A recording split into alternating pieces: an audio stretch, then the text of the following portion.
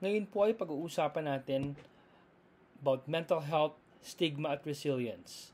Papapabuti sa kalusugan ng pag-iisip ng baguhan sa pamamagitan ng edukasyon at mga pagkilala sa serbisyo sa komunidad.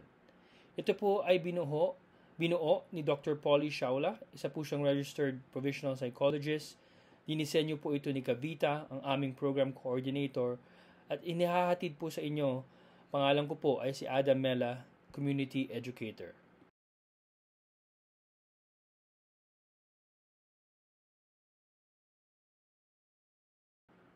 Si Dr. Polly Shaula po ay isang registered psychologist sa lalawigan ng Alberta at meron po siyang Doctorate of Clinical Psychology mula po sa Universidad of New Delhi noong 2011.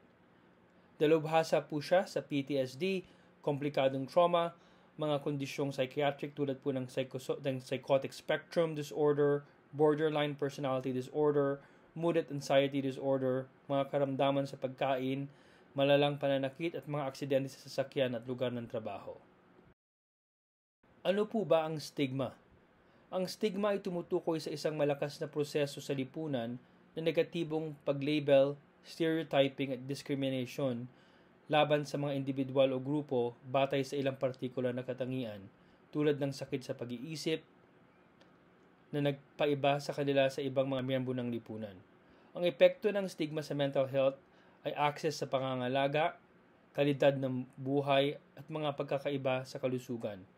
Nag-aambag po ang stigma sa pagkakaiba-iba sa kalusugan sa pamagitan po ng paglikha ng mga hadlang sa lipunan, pabahay, trabaho at mga serbisyo sa pangangailangang pangkalusugan, na lalo pong nagpapalala sa kalusugan ng pag-iisip at katawan.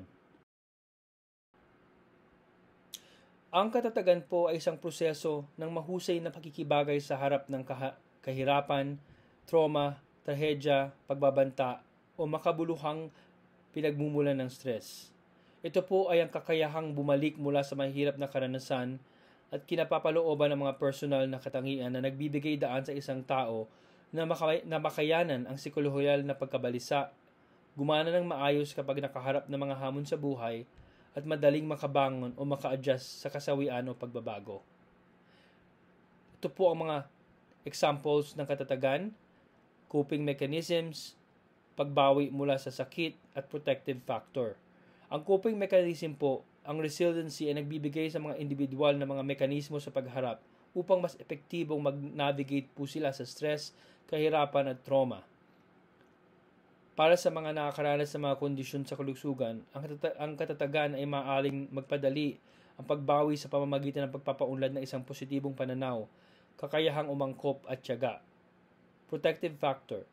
Ang katatagan ay nagsisilbing proteksyon na salig laban sa pag-unlad ng mga kondisyon sa kalusugan, sa pamamagitan po ng pagpapahusay sa kakayahan ng isang individual na pamahalaan ng stress at emosyon na hamon sa buhay. Mga uri ng stigma. Panglipunang stigma. Ang social stigma sa konteksto ng mental health ay tumutukoy sa mga negatibong stereotype at discriminatory attitude na pinanghahawakan ng pangkahalatang populasyon sa mga individual na may mga isyu sa kalusugan ng isip. Ang ganitong uri ng stigma ay kadalasang nakabatay sa maling kuro-kuro, takot at hindi pagkaunawaan tungkol sa sakit sa pag-iisip. Pansariling stigma. Nangyayari ang stigma sa sarili kapag sinasaloob ng mga individual ang mga saloobin at pinaniniwala ng lipunan tungkol sa sakit sa pag-iisip, na umahantong po ito sa pagsisisi sa sarili, kahihiyan at pagbababa ng pagpapahalaga sa sarili na kadalasan nagreresulta sa mga damdamin ng kawalan ng pag-asa at kawalan ng kakayahan. Institutional na stigma. Ang stigma ng institusyon ay makikita sa mga patakaran at gawi ng mga organisasyon at institusyon. Ang mga patakaran o gawi ng mga diskriminasyon sa loob ng mga institusyong ito ay maaring magpatuloy na hindi may iwasan ang mga kondisyon sa kalusugan ng pag-iisip. Psychological na epekto ng stigma. Nababawasan po ang self-esteem at self-efficacy, paghihiwalay at social withdrawal, tumaas na psychological distress, mga hadlang sa paghahanap ng tulong, paglala ng mga kondisyon ng mental health. Ukot ng stigma. Kamangmangan at hindi pagkakaunawaan, stereotyping, pagkiling, diskriminasyon, social isolation, internalization at self-stigma, at pagpapatibay ng societal stigma. Pag-unawa sa resiliency, emosyonal na regulasyon, ang kakayahang pamahalaanan simula sa emosyonal na pagkabalisa, positibong pananaw, pagpamanatili ng pag-asa na pananaw na may kakayahang makita ang mga positibong resulta, pagpupursige at determinasyon, ang pagpupursige na magpatuloy sa harap ng kahirapan, kakayahang umangkop sa pagsasaayos ng mga bagong kalagayan, hamon at pagbabago, at suporta sa lipunan, pagkuha ng lakas mula sa mga relasyon at pakiramdam na konektado sa isang sumusuportang komunidad, mga sanayan sa paglutas ng problema, mabisang pamamahala sa mga problema at pagharap ng mga solusyon.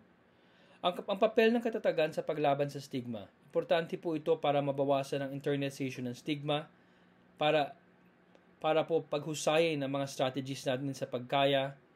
Ito po ay nagtataguyod ng positibong pagkakalanlan, nagpapatibay ng mga koneksyong panlipunan, naghihikayat sa pag-uugali sa pagharap ng tulong, at nagbibigay inspirasyon sa edukasyon at advokasya.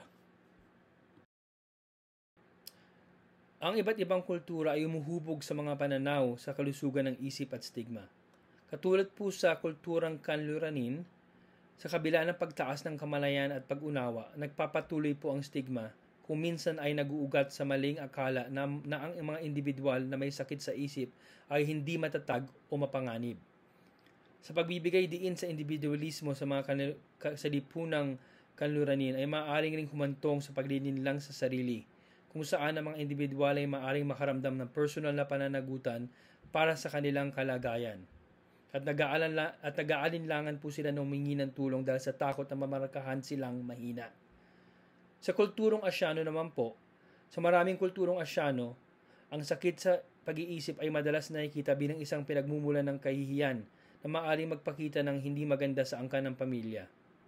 Ang mga kulturang salik na ito ay maaaring humantong sa hindi po pag-uulat at pag-aatubili po na humingi ng tulong at paggamot. Ang mga kulturang Afrikano, sa iba't ibang kultura ng Afrika, ang kalusugan ng isip ay kadalasang nauunawaan sa pamamagitan ng pinaghalong tradisyonal at espiritual na mga balangkas. Sa mga kultura sa gitnang silangan, sa maraming kultura sa gitnang silangan, ang mga issue sa kalusugan ng isip ay lubos na binibigyan po ng stigma na may malakas po ito na epekto sa lipunan. Kadalasan ay mas pinipili ang pagpamanatili ng mga issue sa loob ng pamilya kaysa po humingi ng tulong sa labas, na maaari pong humantong sa paghihiwalay para sa mga apektado. Ang iba't ibang kultura ay humuhubog sa pananaw sa kalusugan ng isip at stigma. Ang katutubong kultura ay kadalasang may mga panlahat na pananaw sa kalusugan ng isip na nabibilangan po ng espiritual, emosyonal, pisikal at komunal na kagalingan. Ang stigma sa mga kulturang ito ay maaaring umikot sa paggawa ng koneksyon na ito, ngunit meron ding matinding diin sa suporta ng komunidad at sama-samang pagpapagaling. Epekto ng mga pamantayan na katanggap-tanggap sa kultura sa stigma. Katahimikan at lihim, kolektibismo kumpara sa individualismo, paggalang sa otoridad at tradisyon, kasariang mga pamantayan. Mga pagkakaiba sa mental health stigma sa mga kultura. Collectivist versus individualist society. Sa mga kulturang kolektibista, halimbawa maraming lipunang Asyano at Afrikano, ang kolektibong kapakanan ng pamilya o komunidad ay kadalasang inuuna kaysa sa mga individual na pangangailangan. Ang mga kondisyon sa kalusugan ng isip ay maaaring tignan bilang isang pinagmumulan ng kahihiyan na nakakaapekto sa buong pamilya o karangalan ng komunidad. Maaaring bigyan diin ng mga individual na lipunan, halimbawa maraming kulturang kanluranin, ang personal na pananagutan at autonomy na maaari ring humantong sa stigma na ang mga individual ay nakakadarama na nakahiwalay o sinisisi sila sa mga kondisyong kanilang nararamdaman. Mga paniniwala tungkol sa mga sanhi. Sa mga kultura kung saan ang sakit sa pag-iisip ay inuugnay sa mga pagkabigo sa moral, sumpa o kawalan ng pananampalataya, ang mga individual ay maaaring makaharap ng malaking stigma o ostracization. Mga tungkulin ng relihiyon at espiritualidad. Sa ilang mga kultura, ang mga relihiyosong komunidad ay maaaring magbigay ng suporta at pag-unawa. Habang sa iba, maaaring silang mag-ambag sa stigma kung saan ang sakit sa isip ay tinuturing na isang spiritual na kahinaan. Pagpapahayag sa pagkilala sa mga sintomas. Ang mga pamantayan sa kultura ay maaari ding maka-impluwensya. Halimbawa, ang somatization ay mas karaniwan sa ilang kultura kaysa po sa iba. Ang pamantayan ng kasarian. Ang mga pamantayan ng kasarian sa loob ng iba't ibang kultura ay maaaring makaapekto sa mga naranasan ng mga babae at mga lalaki. Mga psychological na salik na nakaka-impluwensya sa stigma. Pinaghihinalaang pagkontrol. Maaring iugnay ng mga individual ang mga kondisyon ng kalusugan sa isip sa mga salik na nasa loob ng kontrol ng isang tao. Halimbawa, may hirap na pagpili sa buhay. Ang pananaw na ito ay nagdaragdag ng stigma. Takot sa hindi alam. Ang mga kondisyon ng kalusugang pagkaisipan na hindi lubos na nauunawaan ng publiko ay maaaring magdulot ng takot na humahantong sa pag-iwas o mga pag-uugaling mga diskriminasyon. Mga cognitive biases. Ang cognitive ng tao ay madaling kapitan ng mga bias. Ang mga bias na ito ay maaaring magpanatili ng stigma laban sa mga kondisyon sa kalusugan ng isip. Dahil ang mga individual ay binibigyan ng kategory batay sa maling akala sa halip na ay makita sila bilang mga individual. Epekto ng stigma sa psychopathology. Pag-iwas sa paggamot. Ang stigma ay maaaring humantong sa mga individual na maiwasan ang paghingi ng tulong para sa mga isyu ng kalusugan ng isip dahil sa takot sa paghatol or diskriminasyon. Social isolation. Ang karanasan ng stigma ay kadalasang humahantong sa social withdrawal or isolation. Stress. Ang nakakaranas ng stigma ay maaaring pagmulan ng talamak na stress na kilala na nag-aambag sa pag-unlad at paglala ng mga kondisyon ng kalusugang pag-iisip. Internalization ng stigma. Kapag na-internalize ng mga individual ang stigma, tinatanggap nila ang mga negatibong paniniwala at paghusga tungkol sa kanilang sarili, na maaaring humantong sa pagbaba ng pagpapahalaga sa kanilang sarili, pagiging epektibo sa sarili, at pagtaas ng panganib ng psychopathology. Visibility at gawi. Maaaring makaapekto ang ilang partikular na kondisyon sa kalusugan ng pag-iisip sa pag-uugali o itsura ng isang individual sa paraan na makikita ng iba. Self-stigmatization. Ang mga individual na mga kondisyon ng kalusugan ng pag-iisip ay mag-aaring maglapat ng social stigma sa kanilang mga sarili, lalo na kung sila ay makikipagpunyagi sa mga kondisyong labis na stigmatize. Ang stigmatization na ito ay maaaring magpatuloy ng isang cycle kung saan ang psychopathology ay nagpapalala ng karanasan ng stigma at hindi namang nagpapalala sa kondisyon. Mga psychological na estratehiya para sa mga individual. Cognitive behavioral therapy. Ang mga diskarte tulad ng cognitive restructuring ay tumutulong sa mga individual na makilala at hamunin ng mga negatibong kaisipan, kabilang na ang mga nauugnay sa stigma, at palitan ito ng mga mas positibo at makatotohanan pag-iisip. Mindfulness at stress reduction, pagsasanay sa pagmamahal sa sarili. Ang pagbuo ng pagkamahabagin sa sarili ay nasasangkot ng pagtrato sa sarili ng may kabaitan at pag-unawa sa harap ng mga kabiguan o pagkakamali sa halip na maging kritikal sa sarili. Pagsasanay sa mga kasanayang panlipunan. Ang pagpapahusay ng mga kasanayang panlipunan ay makakatulong sa mga individual na mapabuti ang kanilang mga social support network na mahalaga para sa katatagan. Pagtakda ng layunin at paglutas ng problema. Pagtakda ng mga katotohanang layunin sa pagbuo ng kasanayan sa paglutas ng problema ay maaaring magbigay ng kapangyarihan sa mga individual na kumilos ng tama sa buhay. Mga estratehiya sa exposure. Ang unting-unting pagharap sa mga sitwasyon na kinakatakutan ay maaaring makatulong na mabawasan ng takot at mapataas ang kumpiyansa sa sarili. Mga pamamaraang nakabatay sa komunidad sa pagpapatibay ng katatagan. Pampublikong edukasyon at mga kampanya sa kamalayan. Mga programa ng pagsuporta sa peer, pakikipag-ugnayan at empowerment sa komunidad, access sa mental health services, mga programang nakabatay sa paaralan, at mga inisyatibo sa kalusugan ng pag-iisip at sa lugar ng trabaho. Konklusyon, ang stigma ay nagpapakita sa iba't ibang anyo. Bawat isa ay nag-aambag sa mga hamon ng kinakaharap ng mga individual na may mga kondisyon sa kalusugan ng pag-iisip.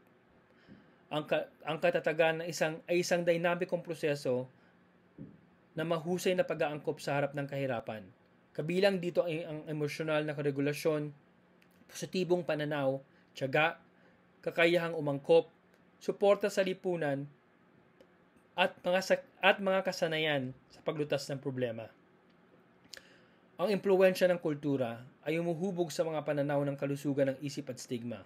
Ang iba't ibang kultura po ay may mga natatanging pananaw sa kalusugan ng isip na maaaring magpalala o magpagaan ng mantsa. Pag-unawa sa mga cultural nuances po na ito ay mahalaga para sa epektibong pagtugon sa mga isyu ng kalusugan.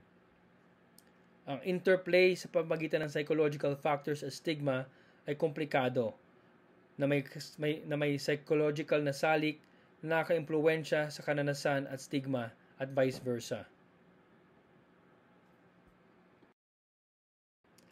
Kung ikaw o isang tao ang kilala mo ay nasa agarang panganib o nangangailangan ng agarang suporta, tumawag po sa 911.